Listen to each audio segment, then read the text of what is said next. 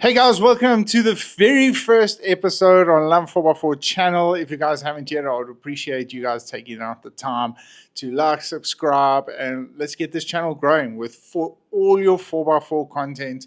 This is probably the place to be.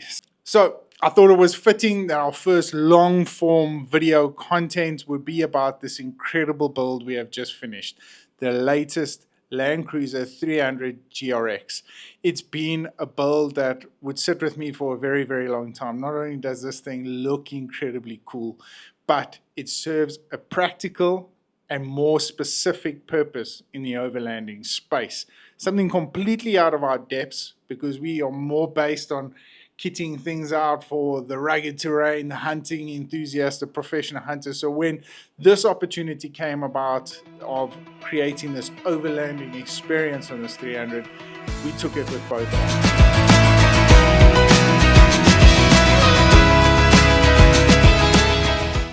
With this build, we had three things in mind: capability, reliability, and practicality. Those things had to speak to one another so that this customer could get the best overlanding experience he possibly could. With every product we selected, we understand that it had a significant purpose in the overlanding space, and that's why we latched onto some of the industry's leading brands out there. So let's start up front, where everything just looks so much cooler and more rugged. So we kitted it out. Well, we actually didn't kit it out, but it was fitted with the Ironman, who is one of our suppliers, Ironman bull bar, together with the 12,500 pound winch.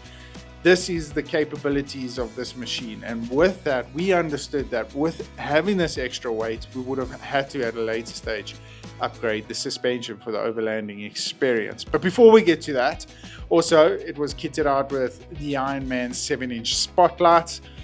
The daytime running lights on these things are absolutely incredible. I really love them.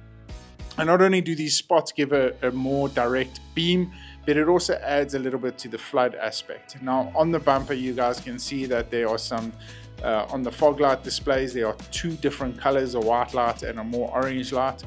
Have you ever noticed? I haven't for some time now. I've only really focused more on how my bakkie looks instead of the practicality side of things. But the yellow fog actually gives you a lot more distance in the fog light conditions. So when there are thick mist or you're running into like thick hazy areas, the orange light gives you just that added little bit of more distance when you need to see the lines along the road or where you are actually going.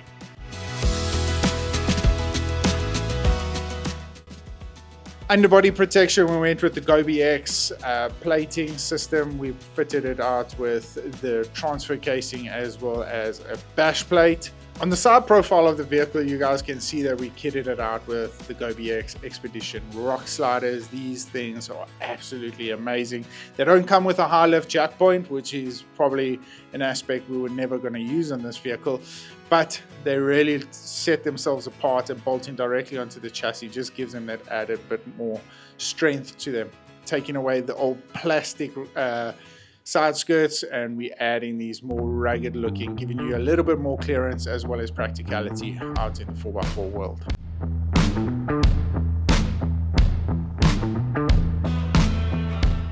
Cool, getting down to the business end of things, this is probably where we shine, and that's on the wheels, tires, and suspension. We kitted the wheels out. Well, they were originally fitted with the 265 60/80 Maxxis AT razors, the 811s. These tires have been fantastic. I've used them on my personal vehicle. I still use them today. It's an all-terrain that is quiet, but it serves a unique purpose. Comes with a 3-ply sidewall. It's also got the extra lugs on the side of the sidewall, so if you do want to deflate them through those sandy conditions, you're more than welcome to.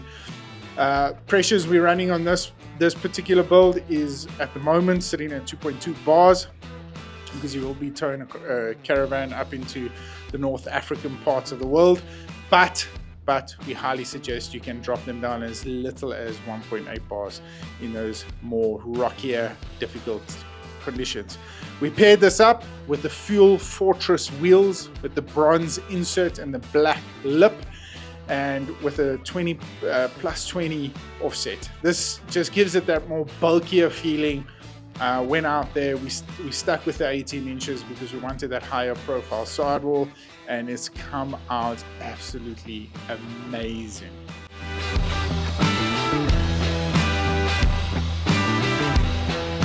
Cool.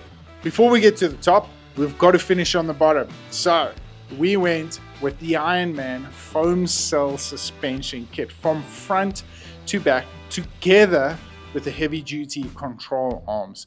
So as you can see in these videos, the suspension just sets itself apart. We went with a 25mm spacer on the actual shock.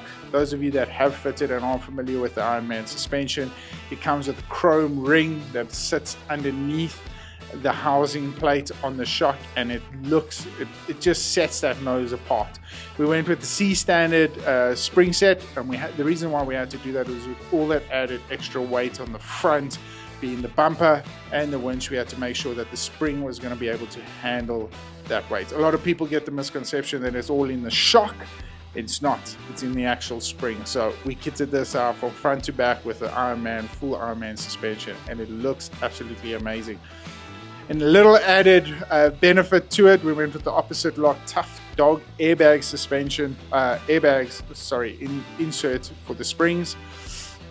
At the back, these airbags are amazing. So especially when camping, when towing an extra bit of weight at the back, or loading your vehicle with a bit more water and all that sort of stuff, you can just literally stop at your nearest gas station, fill the airbags up, and you're A4 away, pretty much giving you that level out ride height.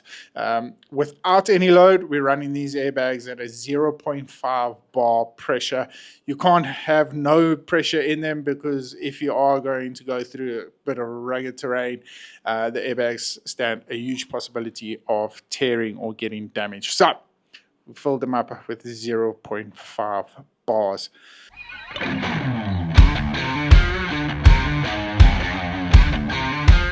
Cool, heading up onto the top, we cross-fitted. He already had the Alu-Cab Gen 3 rooftop tent, so we took it off his Hilux, so we put it on the 300 series GRX. And then to house this incredible rooftop tent, we had to kit the GRX out with our latest edition of the Predator roof rack. This is the slimline roof rack. It fits nice and tight to the roof lining.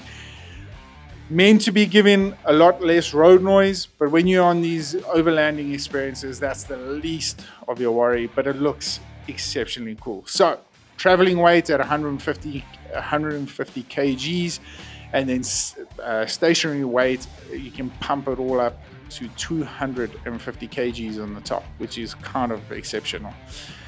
Together with the Ironman shower tank edition, this is a 30-liter shower tank. Comes with a little built-in mini pump, which will push out 4 liters per minute. And because it's black and at the top of your roof rack, it is going to be the water is going to be unbelievably warm when you get into camp. So yeah, kitting it all out, and it looks absolutely incredible.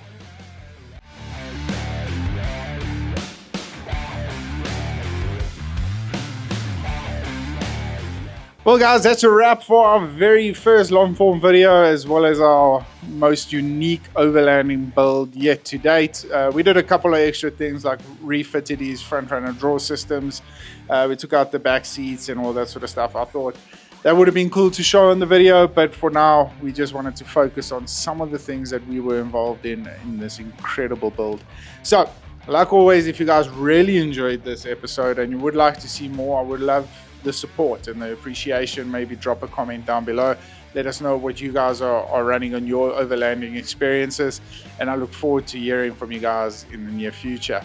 But for now, I had so much fun doing this build. I had so much fun videoing it and recording it, so I hope there's plenty more to come.